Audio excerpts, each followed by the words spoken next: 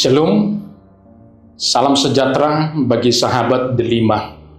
Pada saat ini, di tanggal 19 April 2025, kita akan mendengarkan firman Tuhan yang menjadi pedoman hidup kita, dan inilah yang menjadi ayat harian di HKBP, tertulis dalam kitab Evangelium Yohanes, pasalnya yang ke-16 ayat 22. Demikianlah firman Tuhan. Demikian juga kamu sekarang diliputi duka cita, tetapi aku akan melihat kamu lagi, dan hatimu akan bergembira, dan tidak ada seorang pun yang dapat merampas kegembiraan itu daripadamu. Demikianlah firman Tuhan.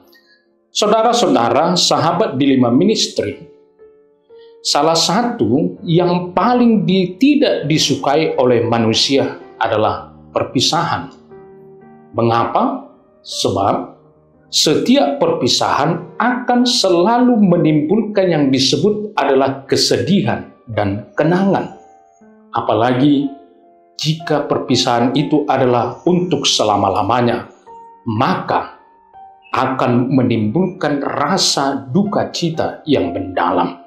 Itu sebabnya ada pepatah Indonesia yang mengatakan, yang kusesali bukan perpisahan, tetapi adalah pertemuan. Nah, demikian juga saudara-saudara yang terjadi di dalam nats kita pada saat ini. Teks kita, Yohanes 16 ini, adalah di mana Yesus memberitakan perpisahannya dengan murid-muridnya. Yesus berkata dalam ayat 16, demikian dikatakan, "Tinggal sesaat saja dan kamu tidak melihat aku lagi, dan tinggal sesaat saja pula dan kamu akan melihat aku." Mendengar kata ini, murid-muridnya pun akhirnya menjadi bertanya, bingung apa maksud dari perkataan Yesus. Dan di samping kebingungan itu, murid-murid juga merasa seperti duka cita, sebab mereka akan berpisah dengan gurunya, yaitu Tuhan Yesus Kristus. Nah, Yesus mengetahui apa yang dirasakan oleh mereka. Oleh sebab itu, Yesus memberikan kepada mereka kekuatan dan penghiburan, serta berkata dalam ayat 20, dikatakan Yesus demikian, "Sesungguhnya kamu akan menangis dan meratap, tetapi dunia akan bergembira. Kamu akan berduka cita, tetapi duka citamu akan berubah menjadi sukacita." Nah, inilah saudara-saudara, Yesus katakan, sekalipun mereka berpisah, yang menimbulkan duka cita, nanti ada saatnya mereka akan bersukacita. Dan bahkan Yesus membuat salah satu contohnya, yaitu di ayat 21, Yesus ibaratkan sebagai seorang perempuan yang melahirkan. Sebagaimana perempuan yang melahirkan, dia mengalami duka cita ketika ia harus mengalami proses persalinan. Tetapi setelah bayi itu keluar, maka sukacitanya meluap-luap. Dan itulah yang mau ditekankan Yesus. Makanya dia katakan dalam nats kita hari ini, "Demikian juga kamu sekarang diliputi duka cita, tetapi kamu akan melihat lagi hatimu dengan penuh kegembiraan, dan tidak ada seorang pun yang dapat merampas."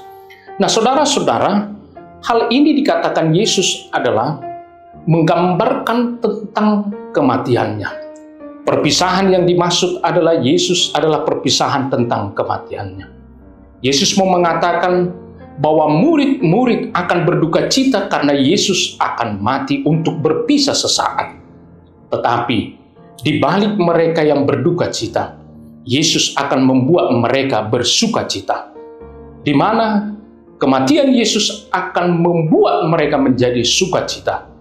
Ketika Yesus mati, tapi di balik kematian itu, Yesus telah memenangkan orang-orang yang berdosa.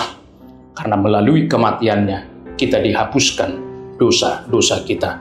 Nah, oleh karena itu, saudara-saudara, inilah yang menjadi kabar sukacita yang dimaksud.